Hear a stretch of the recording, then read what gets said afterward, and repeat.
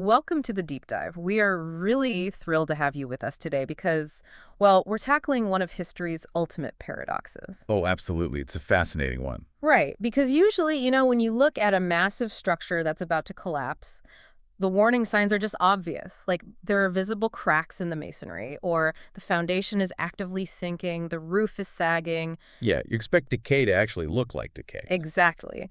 But imagine you're standing in front of this towering skyscraper, and it is absolutely gleaming. I mean, perfectly maintained, elevators running flawlessly, the lobby is clad in marble, and it's basically the envy of the entire world. Right.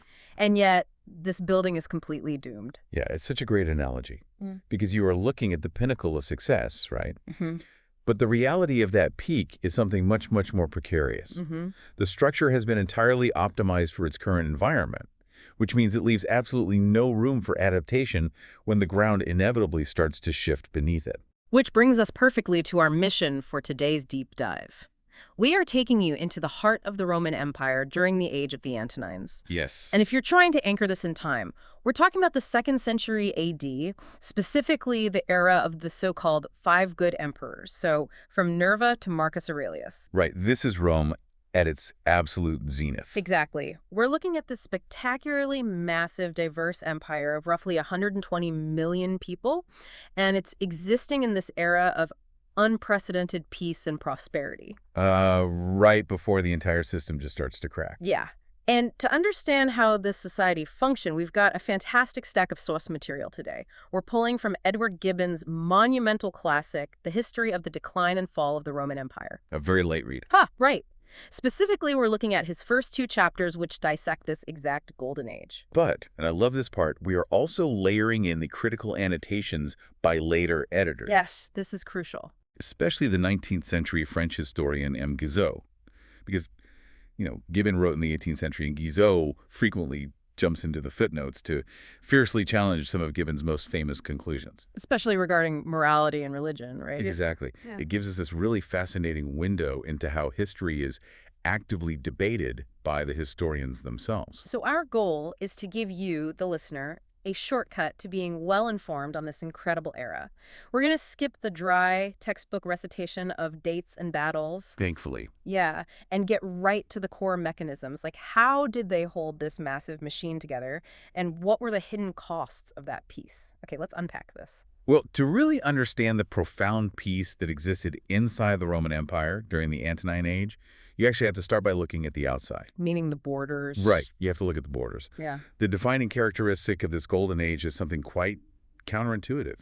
If you, grew up on movies about Roman conquests. Oh, for sure. The mighty, unstoppable Roman war machine simply stopped expanding. Which feels entirely backward. I mean, when you think of Rome, you picture them marching outward, just consuming everything the light touches. Exactly. Mm-hmm. But the sources highlight this massive, deliberate shift in grand strategy that originated with Augustus, the first emperor. Right, because Augustus looked at this sprawling, unwieldy empire he had just inherited and consolidated, and he realized a pretty brutal truth. Yeah, that Rome had far more to fear than to hope from continued warfare. Right. The financial cost, the logistical nightmare, and just the sheer physical danger of venturing into these remote, unknown lands had completely eclipsed any potential benefits. Conquering a forest in Germania didn't enrich Rome. No, it just drained its treasury and stretched its legions thinner. And it is a profound realization of imperial limits. Augustus actually left a testament, like a document read publicly by the Senate after his death, explicitly advising his successors to confine the empire within its natural permanent boundaries. And he mapped it out really clearly, didn't he? He did. The Atlantic Ocean on the west, the massive Rhine and Danube rivers to the north, the Euphrates River to the east, and those vast, impenetrable, sandy deserts of Arabia and Africa to the south. So he essentially drew a massive ring around the Mediterranean world and said, this is it. This is Rome. Do not step outside the circle. Exactly. And for the most part, his successors listened. I mean, you do have the Emperor Trajan. True. Trajan briefly breaks this rule. Yeah, with some incredibly ambitious military campaigns. He crosses the Danube to conquer Dacia, which, to be fair, brings in a massive influx of gold. Oh, a huge amount of gold. And he pushes all the way down the Tigris River to the Persian Gulf. But the sources show this is basically just a blip, because the moment Trajan dies, his successor, Hadrian, immediately hits the brakes. Hard. Hadrian pulls the legions back, completely abandons those new eastern provinces, and returns everything to those original boundaries set by Augustus. Now, the logistics of maintaining this static defense strategy completely transformed the nature of the Roman military, right? Oh, entirely. The army ceased to be a force of active expansion and became this permanent, highly organized border patrol. And the scale of this force is just difficult to wrap your head around. We're talking about a standing army of roughly 450,000 men. Yes. To put that into historical perspective, that is a military apparatus comparable to the massive industrialized armies of Louis XIV in France centuries later. Wow. But Rome maintained this in antiquity, relying entirely on animal transport, wind-powered ships, and foot travel. The coordination required just to feed 450,000 men stationed on the very edge of civilization is staggering. It's mind-boggling. But Gibbon emphasizes that it wasn't just their numbers, right? It was their legendary, almost terrifying discipline. Yes, the ancient historians noted that Roman military exercises were essentially bloodless battles. Right, and their actual battles were just bloody exercises. Exactly. They were drilling constantly, in the rain, in the snow, carrying loads that were artificially heavy. I read they practiced with weapons double the weight of their actual combat gear. They did. So that when they stepped onto a real battlefield, their weapons felt as light as feathers. That is intense. And the engineering of their weaponry really reflects this lethal efficiency. The pilum, which was the standard heavy javelin of the legionary, Right. it was 6 feet long, tipped with an 18-inch triangular steel point. And the design was just ingeniously destructive. Because it wasn't just meant to pierce a human body. No, it was meant to pierce an enemy's shield, bend upon impact, and render the shield completely useless. Wow.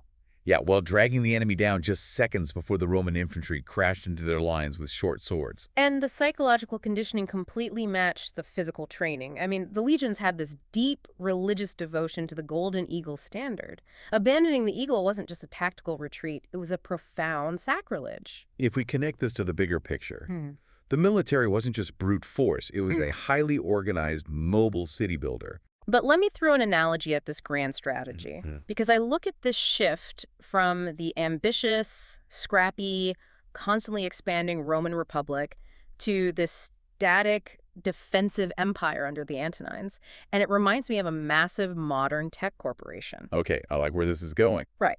A startup is aggressive, it's constantly innovating, it is acquiring all its competitors, then one day it becomes a monopoly. Right. Board of directors decides, no more acquisitions. We are just going to optimize the software we already own. We're going to build a moat and defend our market share. Yep, completely static. It makes perfect financial sense in the short term, but doesn't that fundamentally kill the spirit of the enterprise? I mean, didn't this shift to a purely mercenary defensive border army kill the traditional Roman spirit of the ambitious citizen soldier fighting for his homeland? Actually, the historical record shows a direct parallel to that kind of corporate stagnation. Really? Yeah. In the days of the early Republic, the Roman soldier was a citizen who owned property. When he fought, he had a direct personal political stake in the society he was defending. It was an expression of civic duty. Exactly. But under the emperors, as the conquest ceased, and the army became a permanent fixture on the remote frontiers far away from the daily life of Rome, war degraded into a mere trade. Ah, so it became a job. Right. The ranks were increasingly filled with the poorest citizens who had no property or even recruited from the very barbarian tribes they were supposed to be defending against. Wow. So the military became a completely separate entity from the civilian society it was protecting. Exactly. It was a professional caste motivated by regular pay, massive cash bonuses from new emperors, and a rigid, unforgiving discipline, rather than any real love of liberty or homeland. So this static military border essentially turns the Roman Empire into a massive pressure cooker, because keeping the outside world out is really only half the battle. Yeah, exactly. When you trap 120 million diverse people inside these borders, people from countless different tribes speaking different languages, with long histories of hating each other, how do you keep them from tearing the empire apart from the inside? That is the big question.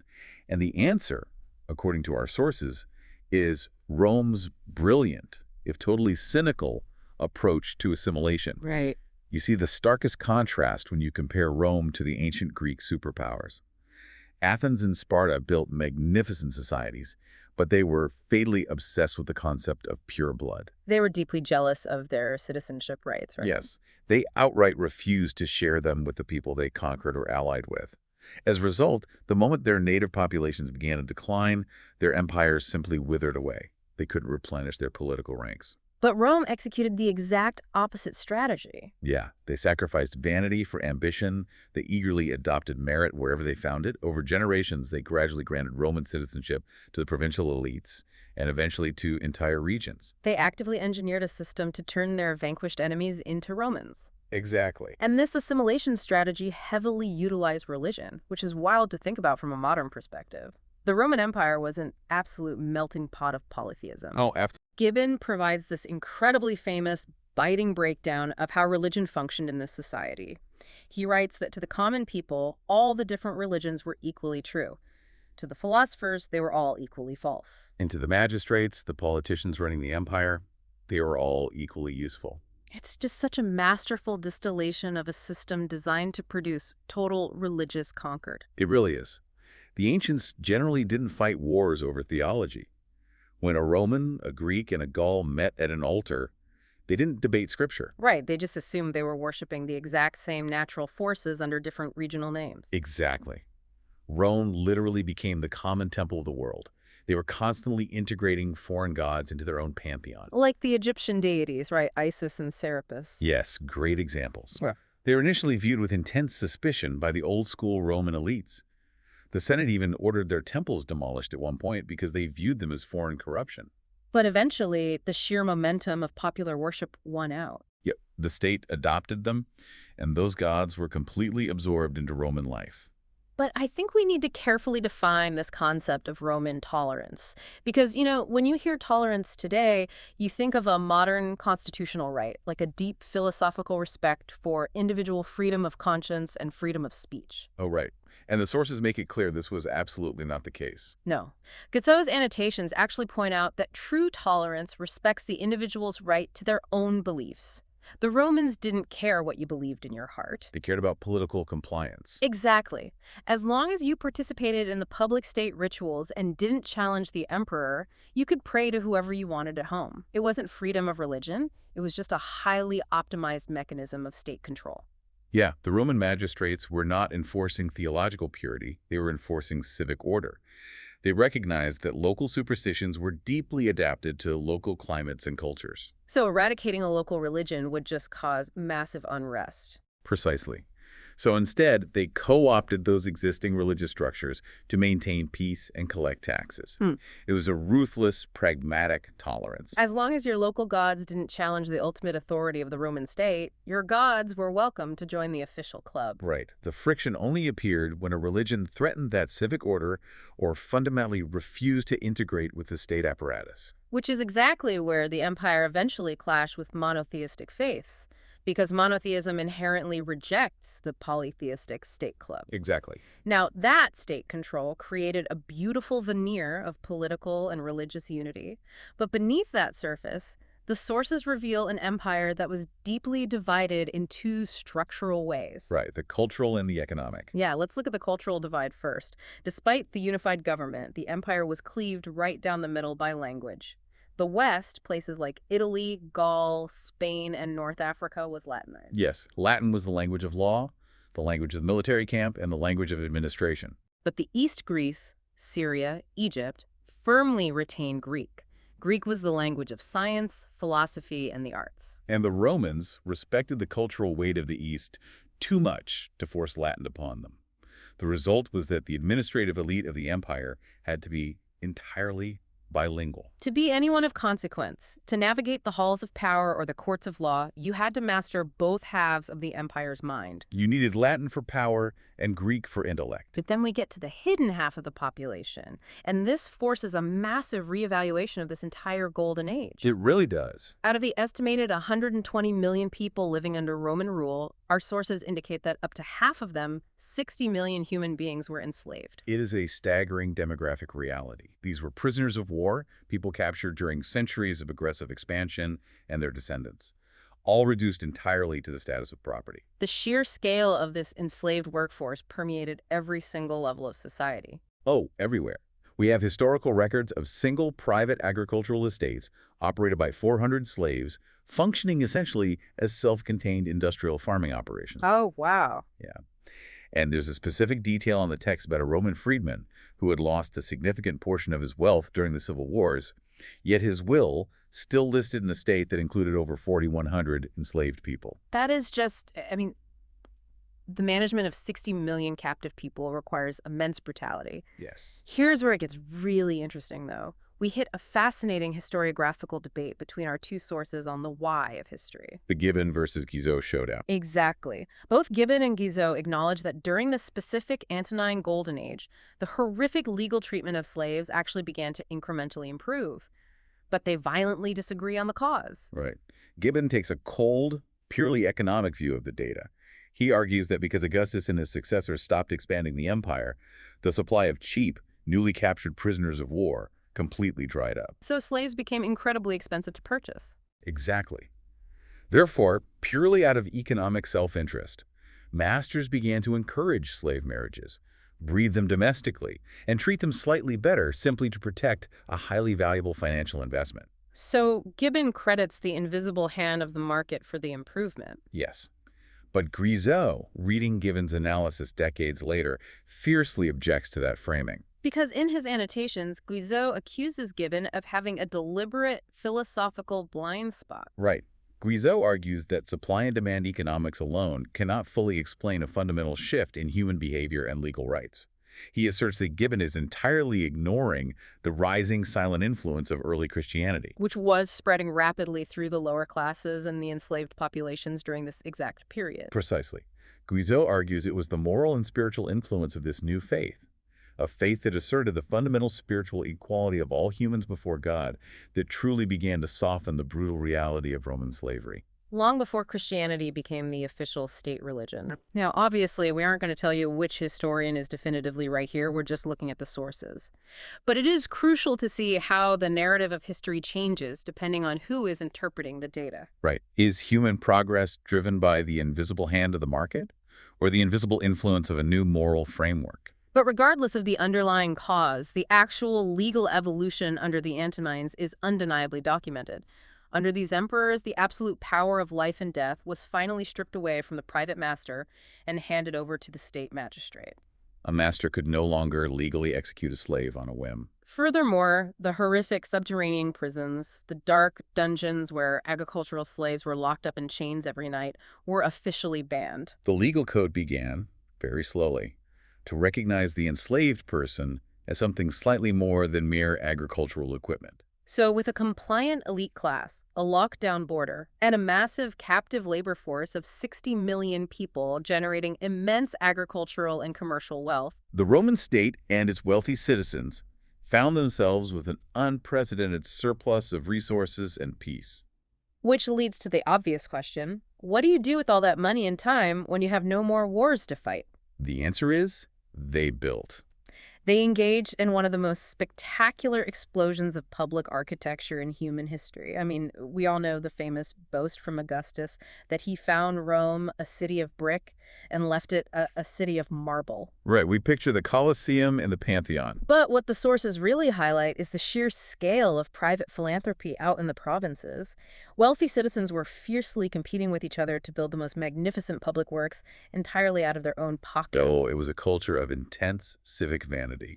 And the story of Herodes Atticus is the perfect illustration of how this functioned. I love this story. It's so good. So, Herodes Atticus was an Athenian citizen whose grandfather had been financially ruined, but his father literally unearths an immense buried treasure in an old house. Just accidentally finds it. Yeah. And the sheer volume of wealth is so massive that the father is terrified. Because under Roman law, discovering a treasure trove usually meant the emperor could simply confiscate it. And potentially execute you for hoarding wealth that belonged to the state. Right. So the father writes to the Emperor Nerva, seeking permission. He says, I have found this immense treasure. What should I do? And Nerva, reflecting the security and wealth of the Antonine age, writes back simply, use it. But the father is still terrified. He writes back again, essentially pleading, you don't understand the scale of this. It is far too much wealth for a private citizen to use safely. And Nerva replies with a line that just completely defines the era. He says, abuse it then. It's yours. Just abuse it. And the son, Herodes Atticus, takes that advice to heart. He uses this unfathomable private wealth to physically transform the landscape of Greece and Italy. He builds a massive stadium in Athens, right? Constructed entirely of brilliant white marble designed to hold the entire population of the city. He builds a magnificent odeum for musical performances, famously roofed with carved cedar wood. And didn't he fund a theater in Corinth, too? A theater in Corinth, a stadium in Delphi, and massive aqueducts in Italy. At one point, the emperor actually appointed him to manage a water infrastructure project for the city of Troas. Okay. The initial budget was a staggering £100,000. The project went double over budget. Oh, no. Yes, so the Roman revenue officers start to panic about the deficit, and Herodes Atticus simply paid the extra £100,000 out of his own pocket to finish the aqueduct. It is wealth on a scale that is just hard to comprehend. But it wasn't just isolated billionaires either. Entire cities operated with this level of civic pride and financial independence. Definitely. Cities in Asia Minor, like Smyrna and Ephesus, were constantly vying for architectural supremacy, building massive temples and forums just to outshine each other. There's that example of the city of Laodicea when it was devastated by a massive earthquake. They were so wealthy and their citizens so willing to spend that they simply rebuilt the entire city themselves. They outright refused any disaster relief funds from the Roman Senate. What's fascinating here is, this private philanthropy wasn't just about vanity. It actually functioned as a vital socioeconomic mechanism. How so? By funneling massive amounts of private wealth into public infrastructure, the elite distributed funds to the working classes, keeping the laborers employed and pacified while simultaneously building the literal stone foundation of the ancient world. Right. The roads, the bridges, the massive aqueducts that could carry fresh water for miles to sustain urban populations in the middle of deserts. This system of competitive building created the physical infrastructure of modern Europe. Which is exactly why, when you travel across Europe or North Africa or the Middle East today and you marvel at a ruined amphitheater or the towering arches of a Roman aqueduct, you are looking at the direct physical residue of this specific era. Yeah, you are looking at the cocktail of static borders, incredible wealth, civic vanity, and a massive enslaved labor force. Exactly. So let's pull all this together. We've journeyed through the age of the Antonines. We've seen an empire that solved the problem of endless war by drawing a hard line in the sand and defending it with a highly disciplined, terrifyingly efficient military machine. A machine that completely divorced the military from the civilian population. Right. We've explored a society that held its diverse population together through a brilliant calculating system of political assimilation and religious pragmatism. A bilingual world, culturally divided between Greek and Latin, but administratively united. And all of this functioning on the grim, dark reality of an economy where half the population was legally classified as property. Yeah. And all of this resulted in a society that built physical monuments to its own glory that have survived for 2,000 years. It forces us to entirely redefine our understanding of what a golden age actually is. We look back at this era through the lens of history, and we see the pristine marble, the grand philosophy, and the undeniable stability. But when you consider the actual ingredients of that stability, a militarized border shutting out the rest of the world, a cynical religious policy designed purely for political compliance, and an economy literally built on the backs of 60 million enslaved human beings. It really reframes the whole picture. So what does this all mean? I think it leaves you with a profound question to mull over long after you finish this deep dive. Yeah.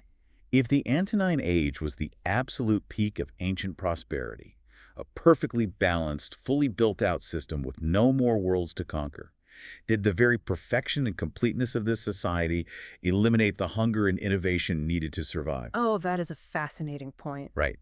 Is it possible that reaching peak success and having nothing left to strive for is actually the unavoidable first step of a decline and fall?